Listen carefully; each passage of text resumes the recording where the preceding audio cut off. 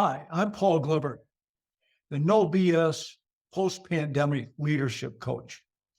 I'm also the author of the book Workquake. In Workquake, I explore the distinction between pre-pandemic and the post-pandemic work environment because they are completely different. Pre-pandemic, the work environment and the relationship between employers and employees was truly transactional. Employees provided time and productivity in exchange for a certain amount of money and benefits. And the work environment was very professional. Becoming personal with an employee was frowned upon, in fact, actively prohibited. That concept of a transactional work environment is disappearing because of the pandemic. The pandemic provided the impetus for a new work environment based on relationship building. I contend that today's workplace, the work environment, requires a relationship-based conduct between team leaders and team members. Now, this has been very difficult for a lot of employers and for a lot of managers. It's not what they're used to. And making that transition to me is absolutely required because the workforce demands it. To assist my clients in making this transition from transactional to relationship, I've developed a very simple but powerful concept. I call it the power of the 4 A's. The 4 A's are attraction, attention, appreciation, and application. Each one of those provides an element of relationship building. Attraction has nothing to do with personal beauty. What it does have to do with is mindset. There are 10 traits that I found that absolutely are required for a team leader to be able to develop that relationship with team members based on the concept of attraction. I'll give you 3 of them. One is you do have to have a positive mindset. The second is that you have to have empathy. The third, compassion. By the way, people say, well, wait a minute. Empathy and compassion, aren't they the same? No. Empathy is I recognize the situation that you're in. And I also see the need that you are required to receive for me to be empathetic. Compassion is I decide to give it to you. So we have the concept of attraction. Like I said, there are 7 other traits that are a part of what I believe to be the 10 traits that are required for a team leader to show sufficient attraction to generate that relationship. The second one, attraction. No, we have attention. Attention is self-explanatory, but it requires that we actively, as team leaders, be looking for opportunities to stop and pay attention, to be present in the moment.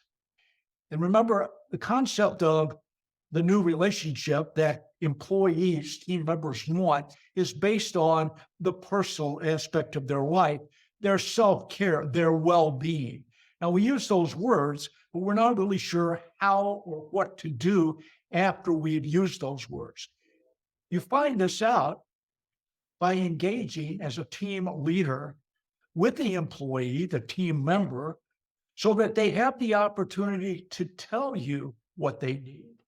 Paying attention allows us the opportunity to enter into a dialogue that gives us the information we need to be able to first reply to those needs, but second, strengthen that relationship. The third of the 4 A's, attraction, attention, appreciation. Appreciation is exactly as it sounds, but extraordinarily difficult to do. We will say thank you to a stranger in a restaurant sitting at another table who passes us a shaker of salt. And yet we often don't express appreciation for the work the achievements that a team member has done for the team and for the organization. Why? Well, there's several different reasons, but the most prolific reason for not doing this is it makes the team leader uncomfortable. And they don't take the time or believe they have the time to do this very important thing. Human beings crave attention and they crave appreciation. It's built into us. Therefore, when you give it, you get something in return. This is the concept of reciprocity at play. I give something to you, and in response, you give something back to me. Now, maybe it may not be in the moment. It may be down 2 days from now, maybe a week from now. But the concept is that we've now developed a relationship based on me giving you what you need so that you will respond and give me what I need. In this work relationship, I'm going to try to do more than just be transactional. I'm actually going to care. And based on that caring, when I can take care of a need that you have outside of the transaction, which continues to take place, I'm going to do that. And in response, the reciprocity will be higher levels of engagement and greater levels of retention. These are the two things that employers in the post-pandemic work environment are struggling to achieve. Higher levels of engagement and higher levels of retention. Attraction, attention, appreciation absolutely builds the relationship between the team leader and the team members that create exactly that, higher levels of engagement and higher levels of retention. The final A is the one that team leaders struggle with, application. This is doing the uncomfortable thing, moving outside the comfort zone that they've had as a manager. By the way, I'm very clear about terminology. No one wants to be managed. Everyone is willing to be led if that leader is inspirational and applies the 3 A's. That's what creates the bond, the relationship that continues to move teams forward, to generate progress, innovation, initiative. So the application part requires that team leaders now have to change how they do their job. One of the ways they have to change is they have to stop being a manager and become a coach. Now, most don't have the experience to do that. They need to get the training. But this is a part of the process of relationship building. Team leaders need to develop new skill sets.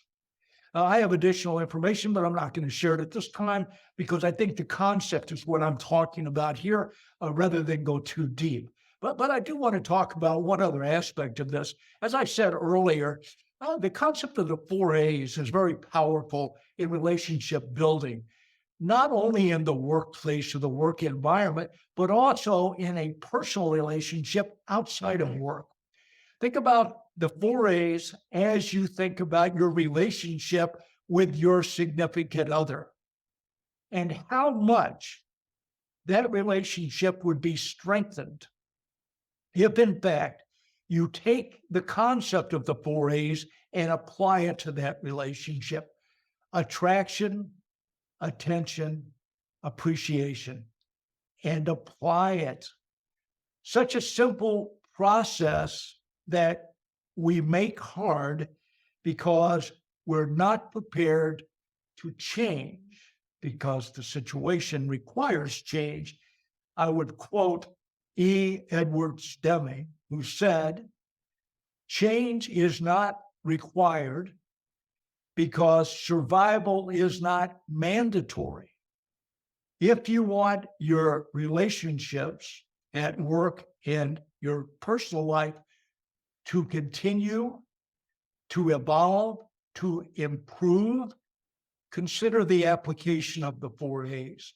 If you'd like more information about the 4 A's, please feel free to go to my website, paulgloverspeaks.com, go to the message board, write, I would like additional information about the 4 A's so that I can improve my work or personal relationship, or better, both. And I will be more than happy with your email address to send you additional material.